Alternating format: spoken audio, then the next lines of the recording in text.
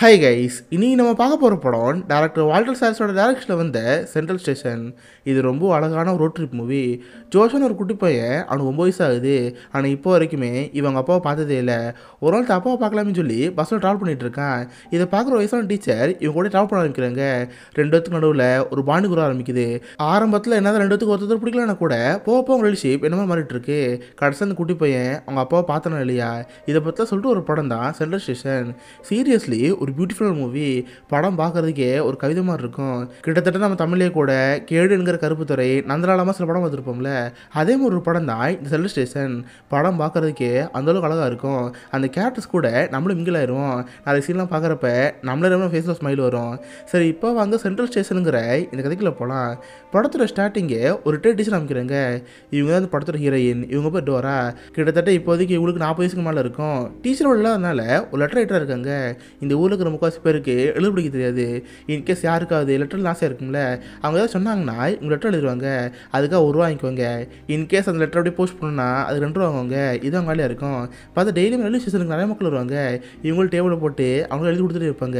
இனிமேல் நிறைய தரப்பட மக்களை பார்க்குறப்ப அது ஒரு ஹாப்பியாக இருக்கும். ஒவ்வொரு மனுஷனோட சந்தோஷம், சோகம், துக்கம் எழுதுறப்ப எல்லாத்தையும் பார்த்தா ரொம்ப ஹாப்பியாக இருக்கும். இவங்களும் டெய்லியும் உங்களுக்கு எழுதி கொடுத்துட்டு இருப்பாங்க. அப்போ தான் கரெக்டாக உள்ளடி வருவாங்க. அவங்களுக்கு பார்த்த ஒரு சின்ன பையன் இருப்பான். இவன் தான் அந்த படத்துக்கு முக்கியமான கேரக்டர். இவன் ஜோஸ்வா. அவனுக்கு பார்த்தா 9 வயசு ஆகுது. ஆனால் இப்போ வரைக்குமே இவங்க அப்பா பார்த்ததே இல்லை. பார்த்தா அவங்க அப்பா வேலைக்காக வேற ஊரில் இருக்காரு. இவங்க அம்மா அடிக்கடி வந்து லெட்டர் எழுதிட்டு இருப்பாங்க. மேடம், என் புதுசில் லெட்டர் எழுதணும், லெட்டர் எழுதுன்னு சொல்கிறப்ப இவ்வளோ எழுதிட்டு இருப்பா. பார்த்தா அந்த அம்மாவுக்கு புதுசுன்னு சமூகம் இருக்கும். ஏன்னா இப்போ வரைக்கும் அவங்க புதுசாக பையனை பார்த்ததே இல்லை. ஆனால் புதுசாக லெட்டர் எழுதுற மாதிரி, யோ அங்கே பண்ணிட்டு இருக்க, உனக்கா இப்போ எத்தனை வெயிட் பண்ணிட்டு இருக்க தெரியுமா, சீக்கிரம் இங்கே ஊருக்கு வந்து சேரு, பையன் ஒன்று பார்க்கணும்னு சொல்லிட்டு கண்ணாடி திட்டிகிட்டு இருப்பாங்க. இதை பார்த்து டோராக சிரிப்பாக வந்துட்டு இருக்கோம். லெட்டர் எழுதி முடிச்சுட்டு, சரி உங்கள் ஹஸ்பண்ட் பேர் என்ன, இப்போ அவர் எங்கே இருக்கான்னு கேட்டால் அப்போ தான் புதுசன் பேர் சொல்லுவா. அவங்க ஹஸ்பண்ட் பேர் ஜீசஸ். அவரோட டோர் நம்பரை தெரியாது, ஜஸ்ட் அவருக்கு வில்லேஜ் பேர் தெரியும். அந்த பேரை சொல்கிறப்ப இவ்வளோ அட சொல்லி வச்சுக்குவா. அந்த அம்மா அவங்க பையனை கூப்பிட்டு அங்கேருந்து கிளம்பிடுவாங்க. ஸோ நைட்டு வரைக்கும் ஸ்டேஷனில் இருப்பா.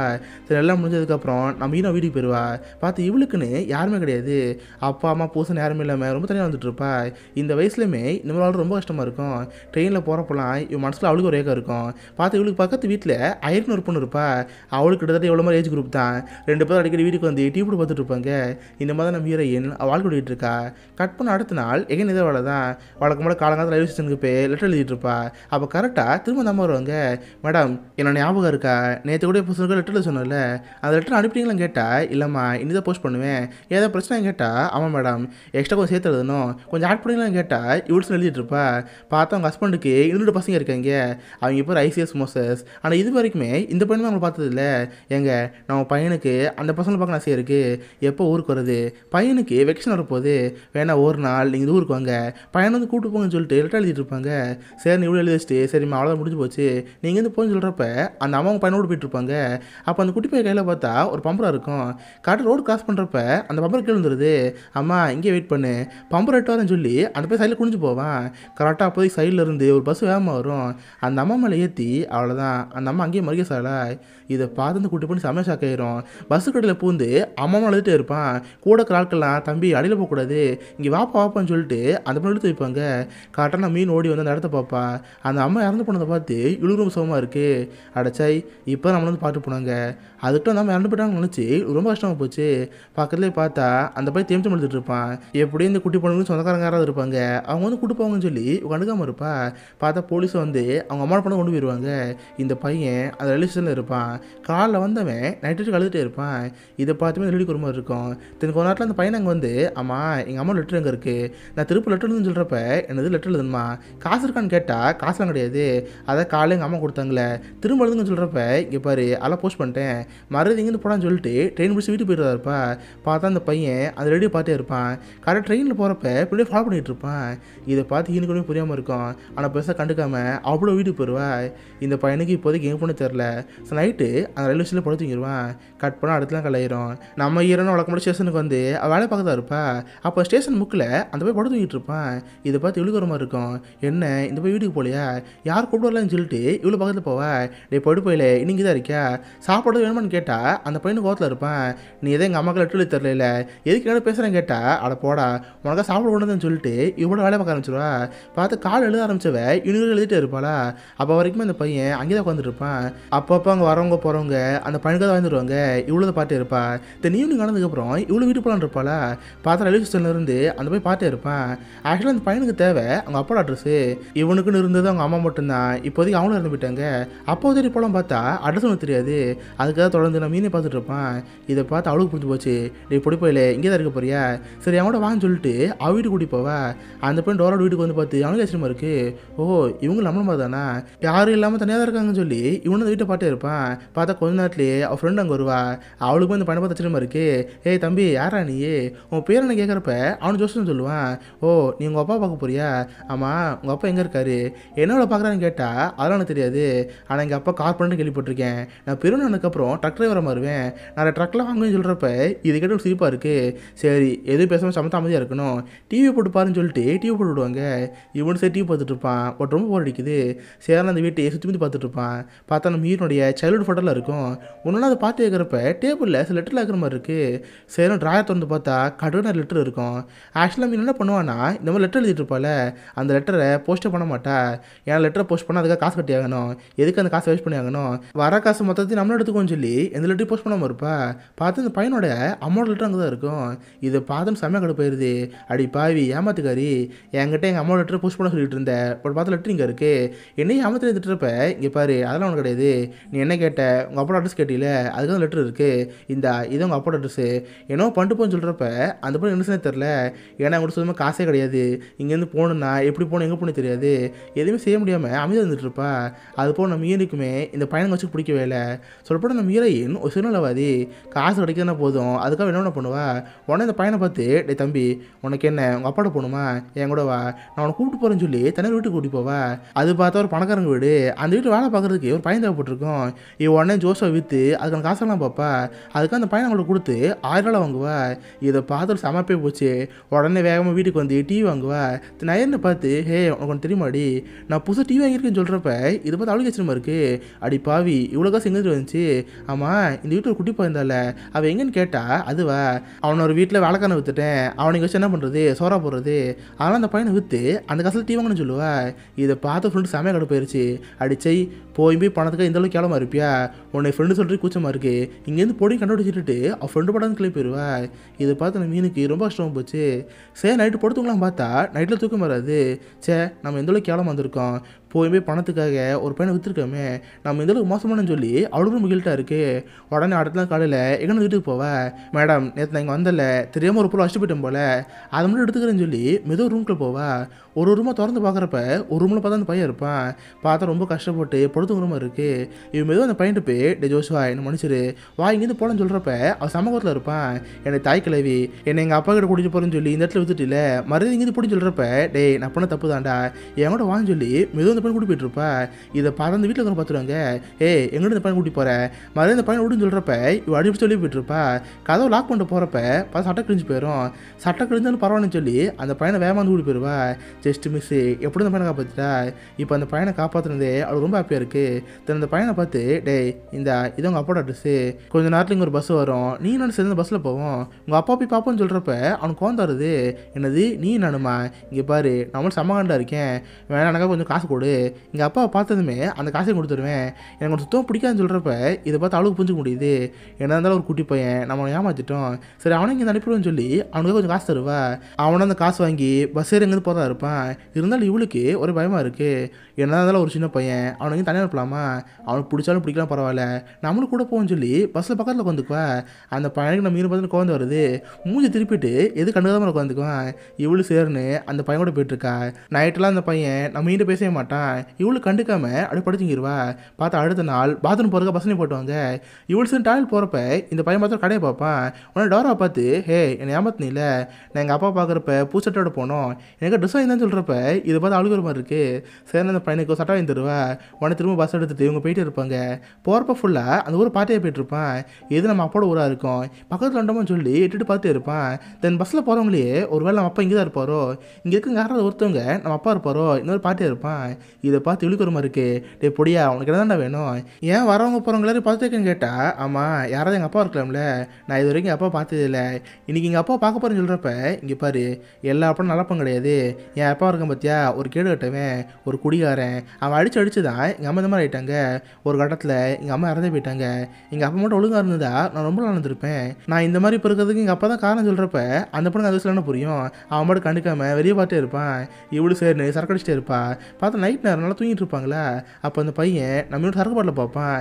இது என்ன அப்போ வந்து அக்கா குடிச்சிட்டே இருக்காங்களே, நம்மளும் குடிச்சு பார்ப்போம்னு சொல்லி குடிச்சு பார்ப்பான். பார்த்து டேஸ்ட் பிடிச்சி போயிடும் போல பயவில் மொத்த பாட்டில் காலி பண்ணிடும். நடராதர் நம்ம நினச்சி பார்க்குறப்ப அவன் பார்த்து போதில் இருப்பான். பஸ்ஸில் கிளறியும் பார்த்து, ஆமாம் யாராவது வீட்டுக்கு வரீங்களா, நான் எங்கள் அப்பாவை பார்க்க போகிறேன், யார் வரீங்கன்னு சொல்லி பஸ்ஸில் உளறிட்டு இருப்பானா. இது பற்றி ஹீனிக்கோ வருது. அடா பாவி, என் பாட்டில் ஃபுல்லாக காலி பண்ணி உளறிட்டா இருக்கேன். மறுபடியும் வந்து உட்காருன்னு சொல்கிறப்ப, ஹே நீ கூட என் கூட வர, எனக்கு ஒன்று சுத்தமாக பிடிக்காது, மறுபடியும் இங்கேருந்து போடின்னு சொல்லிட்டு கெட்டல வச்சுட்டே இருப்பான். இதை பார்த்து நம்ம மீனுக்கு ரொம்ப கஷ்டமாக இருக்கும். பட் இருந்தாலும் பரவாயில்லன்னு சொல்லி அந்த பையன் கூட போயிட்டே இருப்பா. பார்த்து அடுத்த நாள் எங்கேயும் ஒரு ஹிஸ்டரியா வரும். அந்த பஸ் நிப்பாட்டுறப்ப இவளுக்கு ஒரு மாதிரி இருக்குது. சே இந்த பையனை நமக்கு பிடிக்கல, நம்ம இதுக்கு இந்த பையன் கூட இருக்கணும், இப்போ சாமி இங்கேருந்து போயிடுவோம், அவனால தான் அப்பா பார்க்கட்டுன்னு சொல்லிட்டு இவட பார்த்தா கொஞ்சம் காசு இருக்கும். அதில் திரும்ப ஊருக்கு போகிறக்கான காசு மட்டும் எடுத்துட்டு எல்லா காசையுமே அந்த பையன் பேக்கில் வச்சுருவா. தென் கீழே இறங்கி கண்டக்டரு அந்த பையன் இருக்கால, அவன் சொந்தக்கார பையன் தான், கரெக்டாக ஊர் வந்ததுமே அந்த பையன் இறக்கி விட்டுரு, நான் இங்கேருந்து போகிறேன்னு பஸ் கீழே இறங்கிடுவா. தென் அதே போல் வேற ஒரு பஸ்ஸுக்கு, மேடம் நான் ரோடு இன்ஜினியரில் போகணும், அதுக்கு டிக்கெட் தாங்கன்னு சொல்லி டிக்கெட் வாங்கி வச்சுப்பா. தென் ஒரு கடையில் உட்காந்து சாப்பிட்டே இருப்பா. அந்த பஸ்ஸும் பார்த்தா மெதுவாக வந்து போயிட்டுருக்கு.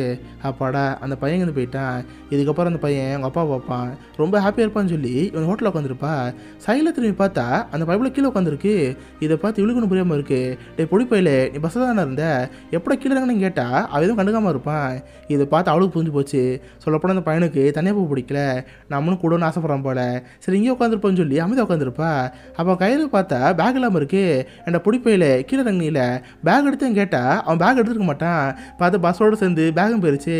அடா பாவி, மொத்த காசே உனக்காக பேக்கில் வச்சுதானடா, பேக்கோட போச்சு நினச்சி அவள் போட்டு புலம்பிட்டு இருப்பா. இவள்கிட்ட அந்த காசுக்கு டிக்கெட் வாங்கி வச்சிட்டா. வேற உடம்பு திரும்ப அந்த லேடியை பார்த்து, மேடம் எனக்கு இப்போதைக்கு டிக்கெட் தேவையில்ல, ரீஃபண்ட் தரலாம் கேட்டால் அதெல்லாம் முடியாது மேடம், காசாக தர முடியும்னு சொல்லிட்டு திருப்பி அனுப்பிடுவாங்க. பார்த்தா இப்போதைக்கு இவகிட்ட ஒருத்த பைசா கிடையாது. இவரால் இவ ஊருக்கு போக முடியாது, இவங்க அப்பா தேடி போக முடியாது. என்ன சரியே தெரியாமல் ஒரு கடையில் உட்காந்துருப்பா. பார்த்தா பக்கத்துலேயே ஒரு வியாபாரி இருப்பார்.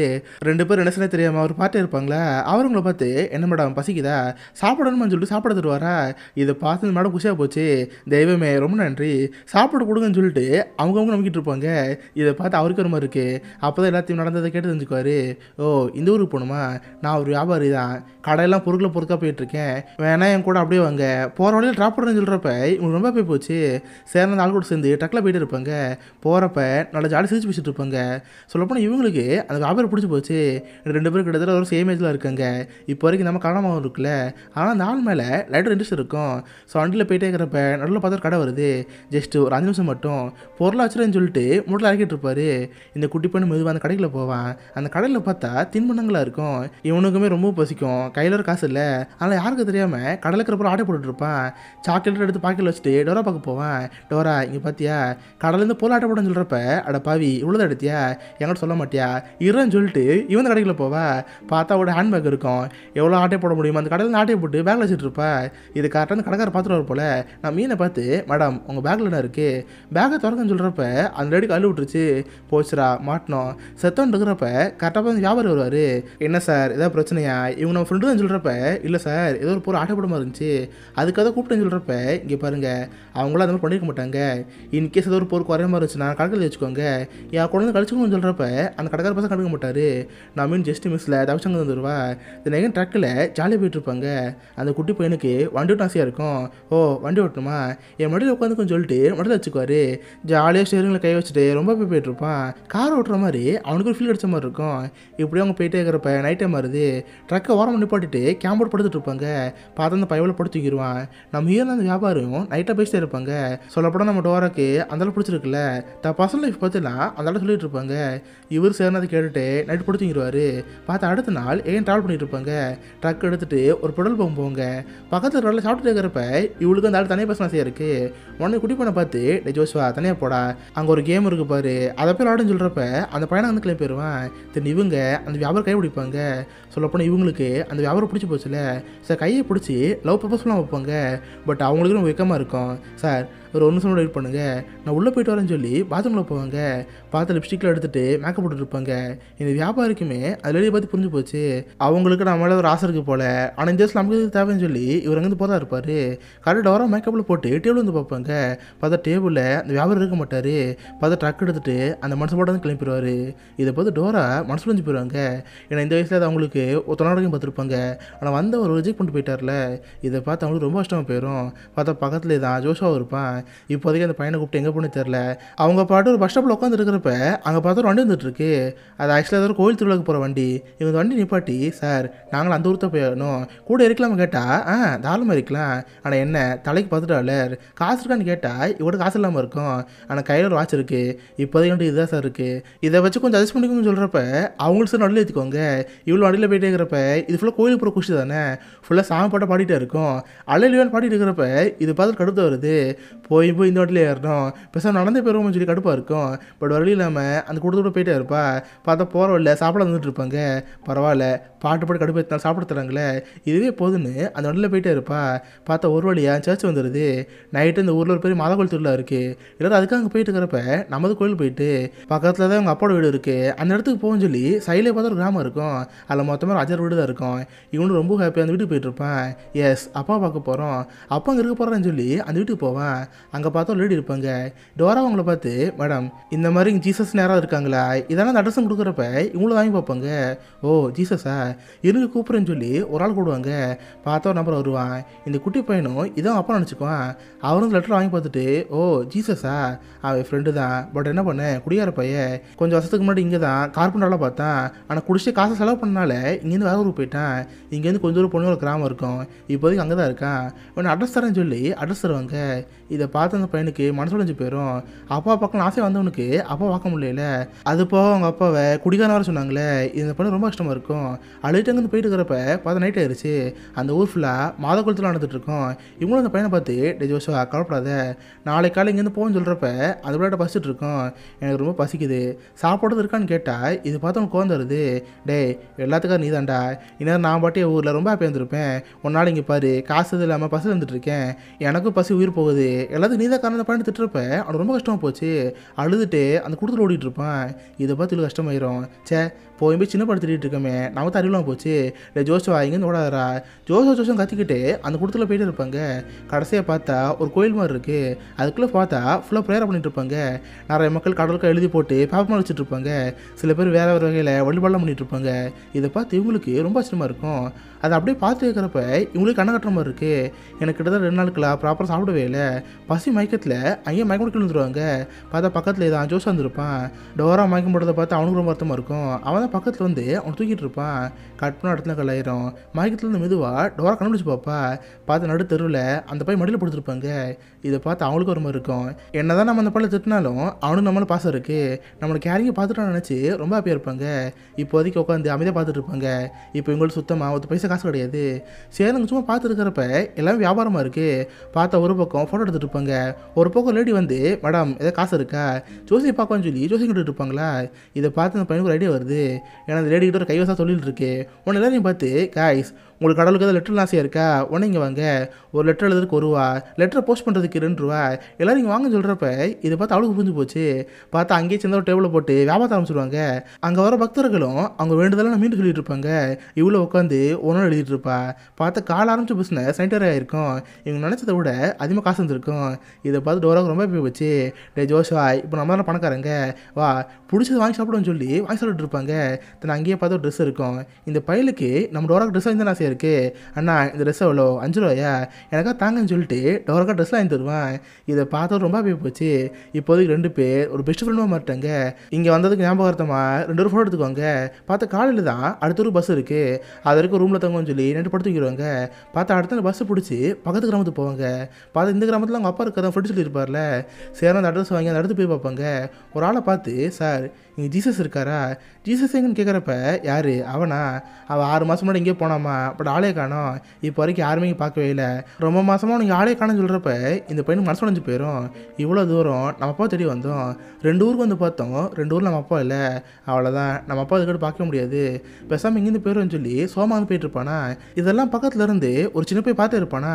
நம்ம இன்னும் ஜோஷுவா கிட்ட போய், டே ஜோஷுவா ஏன் கவலைப்படுற, உனக்கு நான் இருக்கல, வா நம்ம திரும்ப ரிலோடி ஜெனரேட் போயிடலாம், நீ என் வீட்டை தங்கிக்கோ, நீ லைஃப்பில் என் கூட இருக்கலாம்னு சொல்கிறப்ப அவனுக்கு ரொம்ப ஹாப்பியாக இருக்குது.